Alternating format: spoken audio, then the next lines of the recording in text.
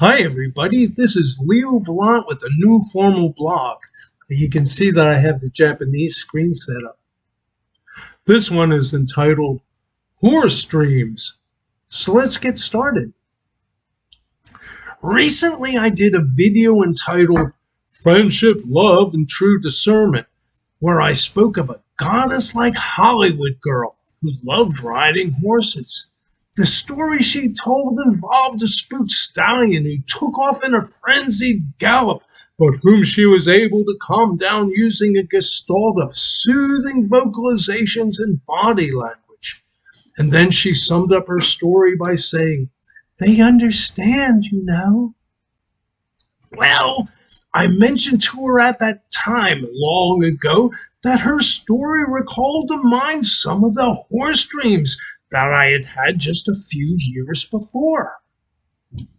Well, since it had been such a long time ago, I was curious enough to want to try to refresh my memory, and so I dug around through my old dream files and found one of those dreams. This dream came to me early on in my spiritual path, and so even I was wondering how I'd explain it all now, if I gave myself some time to think about it. Well, let's find out what I came up with. My dream started as I came walking off the main local route and onto the residential street where I had grown up. But there was a large overlay of unfamiliar details, as though the reality facade of my old street hid about as much as it wanted to show, but the dream brought it all into view. Behind the row of houses should have only been a field before a forest, but where my higher dream mind had set up a fairground. Featured was a band playing music, but belonging to the band was a large white stallion. He was a talking horse, and he challenged various of the fairgoers to ride him. No, the horse was not overly vicious, never resorting to rodeo-style bucking to violently toss off his riders, but nevertheless he'd ride off with such speed and intensity that they wouldn't be able to hold on. The dream was also giving me a strange hallucination, that the appearance of the horse was somehow superimposed over the being of a pig. Yes, such a vision probably should have made me weary and suspicious of this horse, or whatever it was, but only looking at his behaviors. Well, he ran, reared, stood, whinnied, and shook his head like a horse, so I was more puzzled than judgmental, and was willing to believe that the outward appearances here couldn't be all wrong. So I've preferred to think of the horse as being a horse. Yeah, that makes sense. Then the horse galloped up to me and ordered me to get on. Well, what happened next was surprising. In real life, I had very little riding experience and had never taken any horse all the way up to a gallop. But I suddenly got this intuitive flash that gave me a kind of a riding plan, a set of do's and don'ts. And from that I knew that I should not sit down in the saddle, but rather stand up in the stirrups, and that during the initial dash from the start, I should lean forward against the forces of his acceleration, and then keep my body at a constant height above the ground. And that would allow the horse to bob up and down beneath me, as though I were flying straight and level above him. You know, using the flexures of my knees and ankles to smooth out the ride. Yeah, it seemed that the other riders were being bumped off by the horse's savagely oscillating saddle. Really, at the time I was still young enough to remember all my bicycle riding where before hitting a bump, it became natural to stand up on the pedals, simply in order to save myself the beating the seat would have given me. The dream was, after all, yes, just a dream, but the kinetic feeling I had was like I was actually riding this horse well, and it seemed somehow miraculous that I knew what to do. My Hollywood horse girl goddess had often described the various riding styles, even getting up off her lounge next to the pool to pantomime her riding on what must have been a very short and visible horse. Yes, her demonstrations gave me a real sense of deja vu. Yeah, although it would have been metaphysically impossible, somehow I felt that the riding instructions she gave me several years later had somehow retroed back in time to help me ride out that horse dream. But yes, if she really was a goddess, well, then anything's possible, right? But while in the dream, my apparent command as a rider did remain untested in one regards, because I never tried to steer. So I allowed the horse his head and gave him full rein to go wherever he pleased. My wish was only not to be thrown, which I set myself up to accomplish by being as accommodating as possible while not making any demands the horse might resent me for. And my wisdom here was vindicated because the horse did indeed have his own preferred destination. It was a sandwich stand across the field on the far right corner near the woods, so far away from the rest of the action that nobody was there but the shopkeeper, an old woman of serious disposition.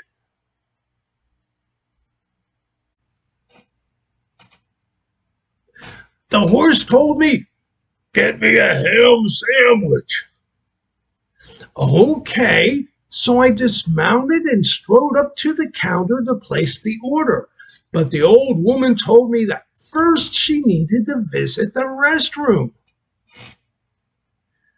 Well, that made me a bit anxious about whether a mood of angry impatience might be characteristic of a very strong-willed, fast, and proud horse. But as the horse waited calmly, I found I could begin to relax too. After a while, the old woman returned and made the ham sandwich, which she knew was for the horse, but she included, at no charge, a small side order of sandwich fixings for myself.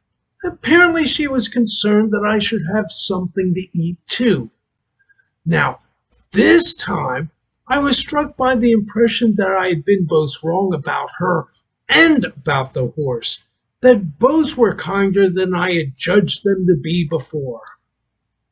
Then as I brought the horse his ham sandwich, I realized he seemed entirely a horse now, that the illusion of piggishness had vanished.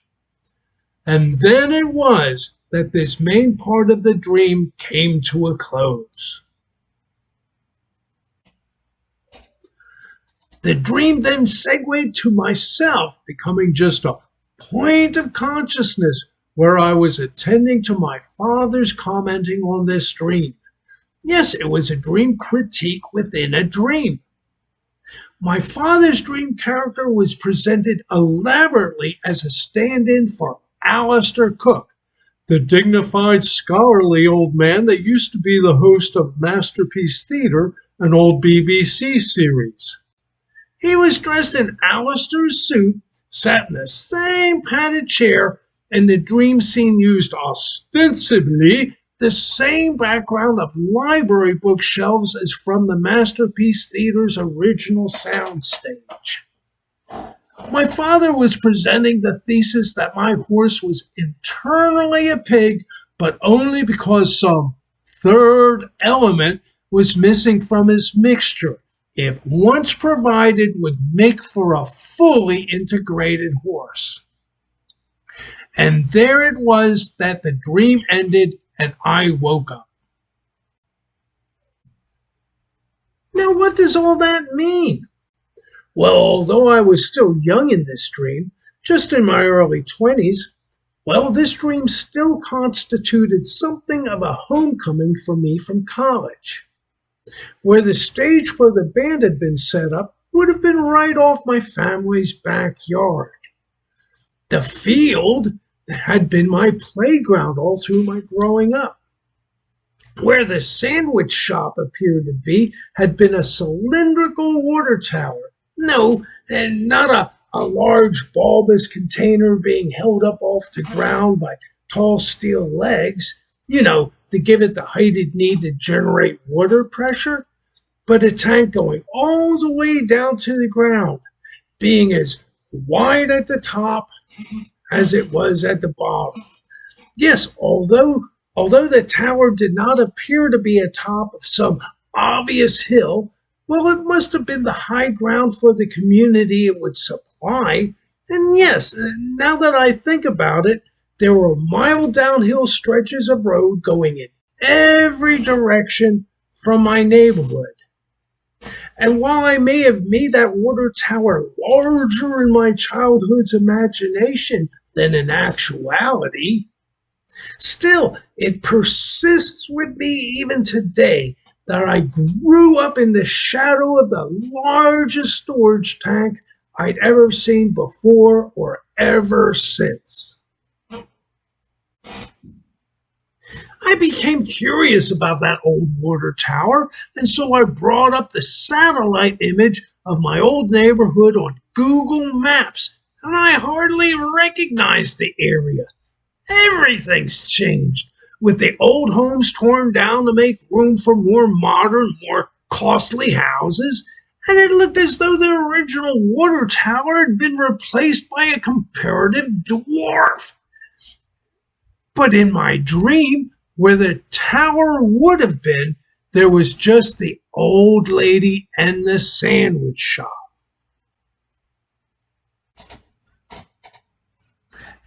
If you've been following my channel long enough, the dream goddess theme is a recurring one, and this dream might have been her first appearance, manifesting as the old crone.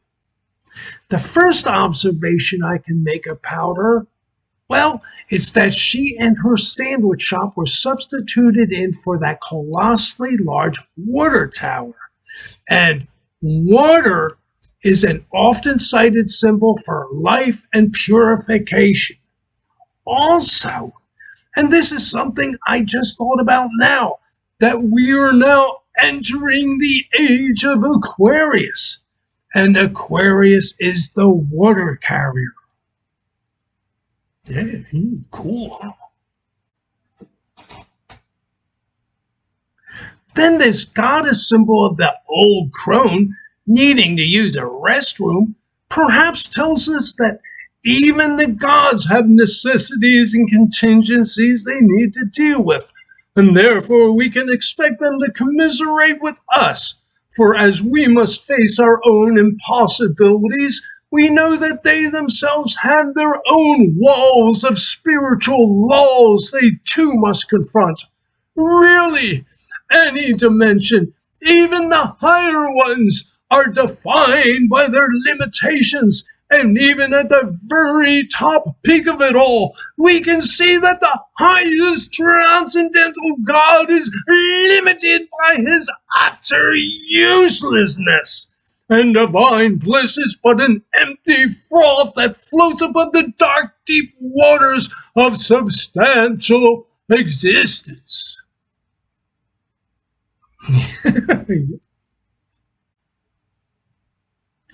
And lastly, I would suppose that the old crone slipping me a side order I didn't ask for, well, that would suggest that the gods are discerning enough to know what we need, even if we forget to pray for it, and the graces are bestowed without charging a fee. There is also the music that we would need to account for, but it really didn't seem to serve much more of a purpose than to capture my attention. But I suppose the music here would suggest angelic or spiritual influences. So that would mean that because the horse belonged to the band, well, that would make it something of a spiritual or magical horse, wouldn't it? But as a symbol in itself, what would the horse be representing? Well, we all have a sense of what the horse archetype would signify for us, but the big question I should need to answer is why I would see the horse as a pig. So, okay, let's look into my mind and see what a horse is and then what a pig is. Well, okay. I think that the horse is the most noble and useful of all animals, and there has grown an evolutionary bond between horse and man, really rider and horse, and that relationship goes back now over 5,000 years. Just as with dogs and then later with cats, human beings are now not complete anymore without their horses. Just look at how we try to fill that emptiness by assigning personalities and character to our cars, motorcycles, and airplanes, all of which modern times have made to be our new horses. And we can't help but to see these inanimate replacements as being alive. I think it would be interesting to recount civilization's first encounters with horse and rider. Yes, ancient accounts tells us that often people didn't know what they were looking at when horse-mounted riders first came galloping down from the Eurasian steppes to terrorize the river valley settlements. And we hear of reports describing their attackers as being centaurs. That is, mythological creatures that were man above the waist and horse below. Yes, it was a huge innovation for humanity to subsume another animal, making its body an extension of our own. Yes, alone and left to his own two legs, man would live and die in the same valley he was born in. But turned rider, he'd crisscross a continent, and we have the double scholarly prongs of archaeological and linguistic evidence to support this assertion, in that the Indo-European family of languages spawned by barbarian conquest spread concurrently with the domestication of the horse. But what does a pig mean to me? Well, to put it bluntly, pigs are excrement eaters. Nasty, huh? Yeah, if you do a few cursory searches, you will not see excrement as being part of their preferred diet. But search specifically for, do pigs eat excrement? And yeah, they sure do. Now today, we see pigs in the context of corporate factory farming with feedlots, and it's cost-effective enough to just truck in the corn. And we can assume that these pork producers would wish to hide the unsavory fact that if left to themselves, their pigs could make well more than one hearty meal from just a single serving of corn. But now we should look at how most traditional family farms had operated throughout history, where the pigs were not the primary income source, but just considered an efficient extra attached to the grain farms and gardens. You see, the huge benefit of raising pigs would be that they could thrive on both garbage and excrement, products that are generated across the entire farming complex, from the farmhouse to the barn and barnyard. Then, if situated close to a village, arrangements could be made to have all their biomass waste carted back to the farm for free. Yeah, when I was world traveling, a common sight to see in the third world was cargo bicyclists transporting huge buckets of excrement, which you wouldn't need to see in order to know what it was. And whenever I'd inquire about it, I'd be told it was for the pigs. Next, we must consider that we may be viewing these pigs from the perspectives of two different humanities. That is, one humanity that comes out of the evolutionary context of being pastoral nomads, whose primary honest incomes were derived from trade in sheep, goats, and cattle, or whatever animals they could herd around from seasonal pasturage to seasonal pasturage. But pigs defy herding, and besides that, they root up the ground, which would destroy any good pasturage. And as we know from Jane Austen, that it's always a crisis if the pig should ever get into the garden. And so it is that pigs must be penned up. And so pork is a meat source that can only be produced from within settled communities. And so pork would become an important part of the civilized urban diet. So we can see why both the Arabs and the Hebraic Jews, both sourcing from pastoral nomadic lineage, would want to consider pigs to be unclean. A big driver for their motivations must have been economic, that pork would undercut the price of mutton in the urban centers.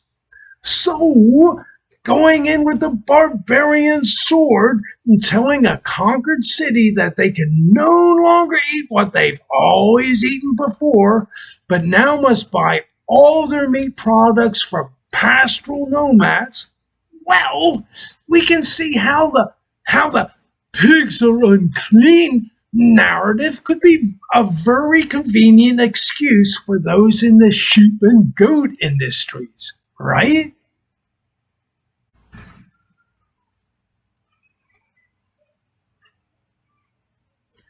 Then yes, at first glance we might think that humanity's collective consciousness might have centered itself from inside the civilized settled urban populations, a biased predisposition in favor of the best of all possibilities. But an argument can be made for assuming that humanity's character has been far more greatly influenced by the barbarians. You see, the heroic ideal of the barbarian ethos largely evolved out from the pastoral nomadic peoples who were the first horse riders. And because they were always traveling, they didn't have fixed neighbors whose respect they would need to earn and maintain. And so any time before moving on to greener pastures, well, first they'd look to steal anything worth carrying away, and then carry it away fast enough on their horses so that no civilized peoples could catch them.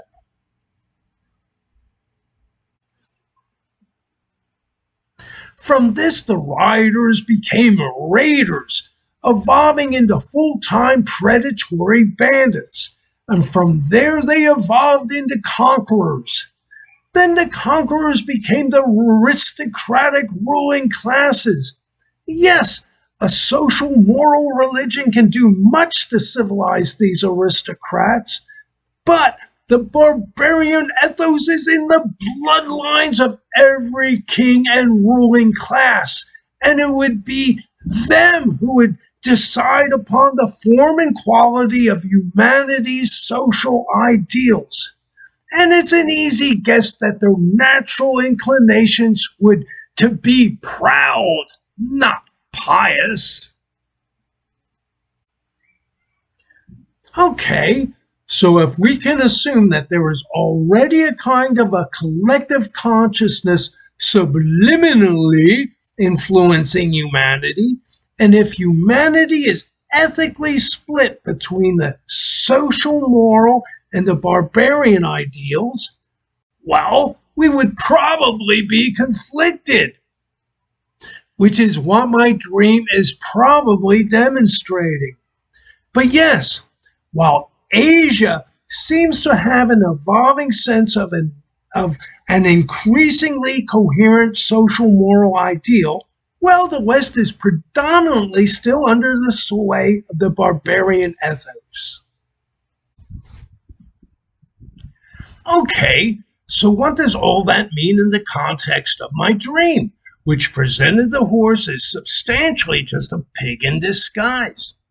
Well, what I think we are looking at is a symbolic accusation that this particular horse had abandoned its original rider, the hero of the barbarian ethos. This apparently treacherous horse of my dream was now seemingly set up to serve the settled and civilized social moralists, that is, the despised pig people. Yeah, the pig symbol might just have been a projection of heroic barbarian contempt upon social moral religious ideals. Also, while I didn't take a close look, my guess is that the band, the owners of the horse in the dream, were probably a bunch of hippies. Which would have been fine by me, but my father would probably have been predisposed differently. And the hippies did have a kind of a social moral ideal. But unfortunately, hippies never organized or created any lasting institutions. They were anarchists. And so when the fashions changed, the hippies, and all the good they might have stood for, just faded out. The ideals of peace, free love, and dope, along with whatever else the hippies collectively stood for, went the way of bell-bottoms, and even John Lennon cut his hair, while all the rest of us cleaned ourselves up and went out looking for jobs. Hell, those were the good old days. Yes, I can blame my father for projecting barbarism, but as they say, the apple doesn't fall far from the tree. And now when I think back to my childhood, I did seem to be fully on board with the barbarian's heroic ideal. For instance, when playing cowboys and Indians or soldier, I was always either one barbarian ideal or the other. And going to church, from as early on as I can remember, I'd feel an unspoken but tangible embarrassment. Yes, I would say my nightly prayers for my mother's sake, but no friend would ever catch me praying. And as for the clergy, well, I wondered that men didn't leave such a soft and fussy profession for the girls, seeing the religious vocation as a waste of a good sack of balls. Really, I endlessly wonder why all the dads in the church didn't relentlessly tease the pastor for being such a big sissy boy. It all seemed quite beneath my dignity. It was a case where the proudest man in the room was the youngest boy.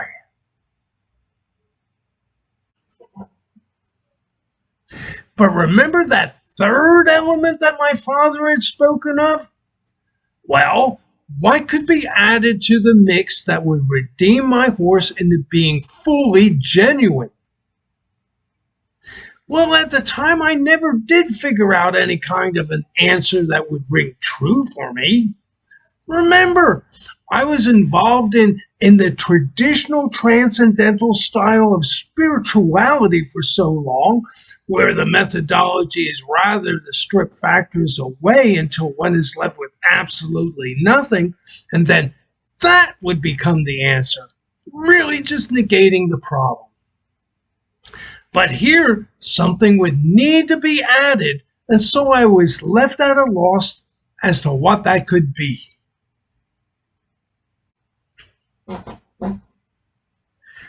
But now that I'm a spiritual dualist, a believer in light versus darkness, of good versus evil, well, that fills my intellectual quiver with a lot more arrows. But I'm also a philosopher who realizes that social morality is an aesthetic and not a logic that can be reduced to axiomatic principles. But nonetheless, aesthetically based moral systems can be creatively designed to achieve beneficial objectives, worthy in themselves even if we can't prove why. The conceptual structure that could manifest such a social morality would be what we call an idealization. The third element would be an idealization. So my thinking is that the horse could be made whole if it could only embody the idealization, either to replace the symbolic accusation or to deflect the projection that it is a pig. And such an idealization could only be concretely manifested through discipline, training, and what horses are really the most good at, taking journeys and learning what the distant lands have to teach us. This would be a kind of idealization of adventure, the quest for challenging endeavors. An ideal such as that would be at least as manly as heroic barbarism ever was, but without all the unpleasantness of rape and rapine. Yes, in the coming years I would have various dreams of riding that horse, once even at some formal riding school where the horse and I had been rather adept at circling barrels. But the last important dream I had regarding my horse started with this wise old man confronting me with his objections that my horse would pause too often to graze and would stop too long in midstreams to drink water, and such delays would impede my journey.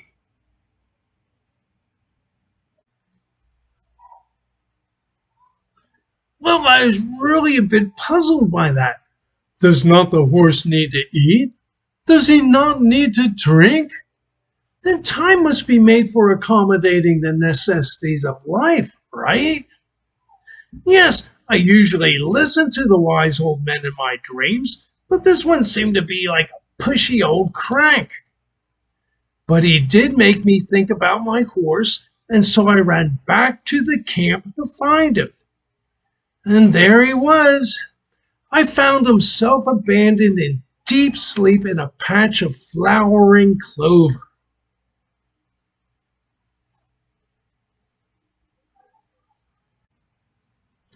Really, the scene was quite archetypically idyllic, with green puffy trees and spring flowers everywhere, and billowy white clouds and a crisp blue azure sky. And my horse was like the beautiful jewel in the setting of that dream scene.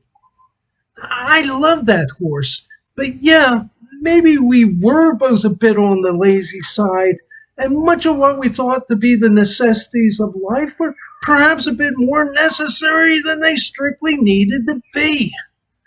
And my horse was beginning to look a little bit too plump. Also, at the time I had that dream, I had decided to quit a cult that had bogged me down for the last 20 years, and I was starting to think for myself again. Yeah, remind me to do a video about that sometime. But that dream of blue skies and clover wasn't finished yet. There was a trail ahead of us, a perfectly straight trail going up a slope and continuing on into the far-off distance, waning away to the slenderness of a thread at the outer edge of my perspective. But it was more a gradual ridge than a mountain, and nothing that a good horse couldn't climb. So yeah, we'd have a long journey ahead of us, but we'd get to where we were going as long as we just keep on moving. So I guess that horse dream from a half century ago was perhaps about presaging this long journey, my adventure in advancing the cause for a civilization based upon the aesthetics of a moral social ideal of one kind or another. Yes, I suppose that determining the details of such an aesthetic would be part of the journey. Well, thank you, everybody. And that's my blog. It's, oh, it's, I have an idea for another formal blog, with the screen, and it'd take a while to make, but I have a lot of notes piled up, and so I think I'm going to start doing some short videos for a while. It's like single poems, that type of thing. Anyway, thank you so much, everybody. Take care.